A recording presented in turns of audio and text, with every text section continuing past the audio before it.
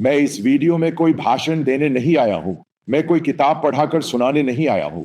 मैं सिर्फ वही बात कर रहा हूं जो मैंने अपनी आंखों से देखा है, जो मैंने अपने जीवन में अनुभव किया है। खासकर दिल्ली में मैंने क्या देखा है, दिल्ली कैसे बदली है, और आज अचानक जो कुछ हो रहा है वो क्यों हो रहा है, उसी को जोड़कर मैं बात कर रहा हूं। आजकल आपने देखा होगा, आप अखबार खोलिए, सोशल मीडिया खोलिए, खासकर कुछ संघ परिवार से जुड़े पेज खोलिए, लगातार एक ही तरह की खबरें आ रही है। किसी दुकान में जाकर कहा जा रहा है, ये क्रिसमस का सामान मत बेचो। कहीं कहा जा रहा है, हिंदू राष्ट्र है। कहीं कहा जा रहा है, ये ईसाई राष्ट्र नहीं है। ओडिशा से खबर आती है, राजस्थान से खबर आती है। कहीं सड़क पर सेंटा क्लॉज की टोपी बेचने वाले को भगा दिया जाता है, कहीं क्रिसमस स्टार उतरवा दिया जाता है। अब मैं एक सवाल पूछता हूं, ध्यान से सुनिए। ये सब अचानक क्यों शुरू हुआ? 10 साल पहले ये क्यों नहीं था? 15 साल पहले ये क्यों नहीं था? क्योंकि अगर आप सिर्फ गुस्से से देखेंगे तो आप कभी समझ नहीं पाएंगे। अब मैं आपको अपना दिल्ली एक्सपीरियंस बताता हूं। मैं पहली बार 1996 में दिल्ली आया था। उस समय मैं जवान था, नया था। दिल्ली मेरे लिए बिल्कुल नई दुनिया थी। उस समय की दिल्ली आज की दिल्ली जैसी नहीं थी।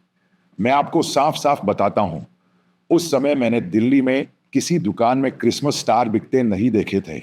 यहां तक कि जो साउथ इंडियन स्टोर्स होते थे, जहां मलयाली, तमिल, तेलुगु लोग जाते थे, वहां भी क्रिसमस का सामान बहुत रेयर था। क्रिसमस केक बहुत मुश्किल से मिलता था, और नॉन वेज शॉप्स आज जितनी है, उस समय उसका 10% भी नहीं थी। अब लोग कहते हैं दिल्ली तो हमेशा से मेट्रो सिटी है। हाँ, मेट्रो सिटी थी, लेकिन कल्चर वही नहीं था। आज जो आप देखते हैं, apartment culture, high rise flats, gated communities, ये सब तब नहीं था। उस समय लोग ज्यादातर इंडिविजुअल हाउसेस में रहते थे। आज जैसा यूएस जाना, यूरोप जाना, फॉरेन एजुकेशन, ये सब उस समय बहुत रेयर था। आज आप दिल्ली के किसी भी अपार्टमेंट कॉम्प्लेक्स में जाइए, अगर 2 बच्चे हैं तो एक बच्चा अमेरिका में होगा या यूरोप में। यह बदलाव 1 साल में नहीं आया, 2 साल में नहीं आया। यह बदलाव लिबरलाइजेशन के बाद धीरे धीरे आया। फॉरेन कंपनीज आई, प्राइवेट सेक्टर बढ़ा, जॉब्स बढ़ी, और उसके साथ साथ वेस्टर्न कल्चर भी आया। ये कोई गाली नहीं है, ये कोई आरोप नहीं है, ये एक रियलिटी है।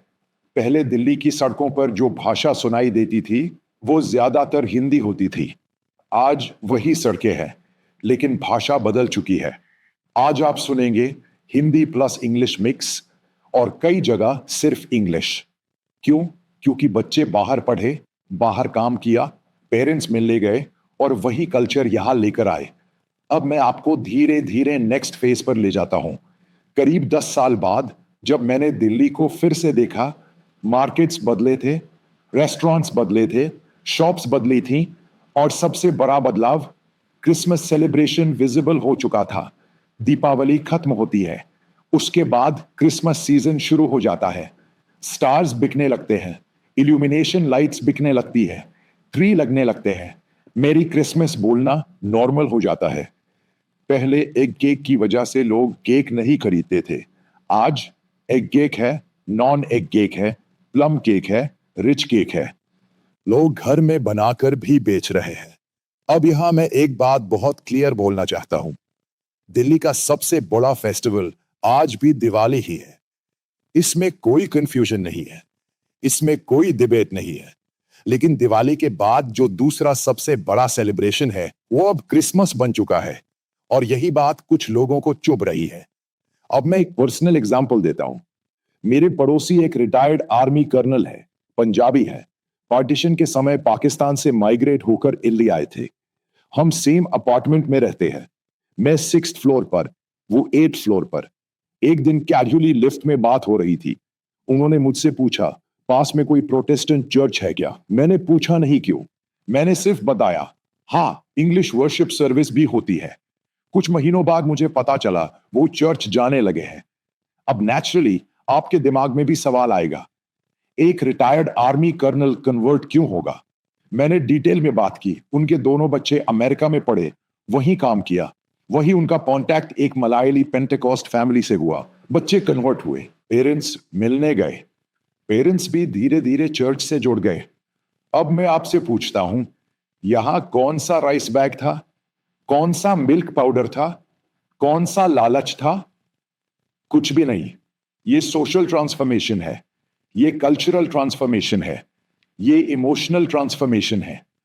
अब मैं आपको कनाडा का एग्जाम्पल देता हूं। कनाडा में सबसे बड़ा इमिग्रेंट ग्रुप पंजाबी कम्युनिटी है। गवर्नमेंट में भी उनकी स्ट्रांग प्रेजेंस है। लेकिन जब ये लोग इंडिया वापस आते हैं तो एक बड़ा परसेंटेज कन्वर्ट होकर आता है। क्या इसलिए कि कनाडा में भूख थी, नौकरी नहीं थी? नहीं, ये सोच का बदलाव है, ये बिलीफ सिस्टम का शिफ्ट है। अब नॉर्थ इंडिया में जो हो रहा है उसे समझिए। पहले क्रिसमस चर्च के अंदर होता था, कैरल रात को होती थी, सर्विस होती थी।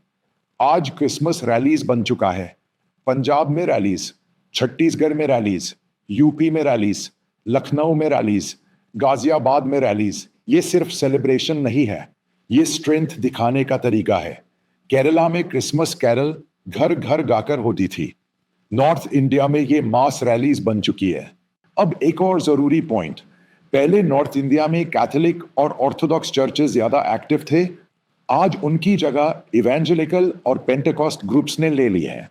House church, outreach, mission work और एक सच्चाई, इसके पीछे सबसे ज्यादा मलयाली कम्युनिटी की मेहनत है। सालों तक कोई रिजल्ट नहीं था, 5 साल में 50 लोग भी नहीं आते थे। आज सिचुएशन बदल चुकी है और यही बदलाव संघ परिवार को डराता है, क्योंकि सिटीज में सनातन पॉलिटिक्स धीरे धीरे डिक्लाइन कर रही है। एजुकेशन बढ़ रही है, डिजिटल वर्ल्ड है, सिटी लाइफ सोच बदल देती है। रिलीजन को वेपन बनाकर इस चेंज को रोका नहीं जा सकता। हिस्ट्री देखिए, वैलेंटाइंस डे का विरोध हुआ, लिव इन रिलेशनशिप का विरोध हुआ। रुका क्या? नहीं। आने वाले 10 से 15 सालों में इंडियन सिटीज और विलेजेस पूरी तरह बदल जाएंगे। खासकर दलित और बैकवर्ड कम्युनिटीज में एजुकेशन बढ़ चुकी है। अब उन्हें डराकर कंट्रोल नहीं किया जा सकता। अगर रिलीजन को और वेपनाइज किया गया तो हालात किसी के कंट्रोल में नहीं रहेंगे। एक फर्क समझिए, मुस्लिम कम्युनिटी को डराया गया, उस समय के लिए वो पीछे हटी, लेकिन क्रिश्चियन कम्युनिटी पीछे नहीं हटेगी, क्योंकि उसकी बेस एजुकेशन है। डिजिटल एज में धमकी काम नहीं करती, इसलिए सेंटा क्लॉज की टोपी हटाने से, स्टार उतरवाने से कुछ बदलने वाला नहीं है। उल्टा रिएक्शन और तेज आएगा। मैं अंत में बस यही कहना चाहता हूं, क्रिसमस और न्यू ईयर शांति से मनाइए। कोई नफरत नहीं, कोई हिंसा नहीं। यही भारत की असली ताकत है। सभी को क्रिसमस और न्यू ईयर की हार्दिक शुभकामनाएं।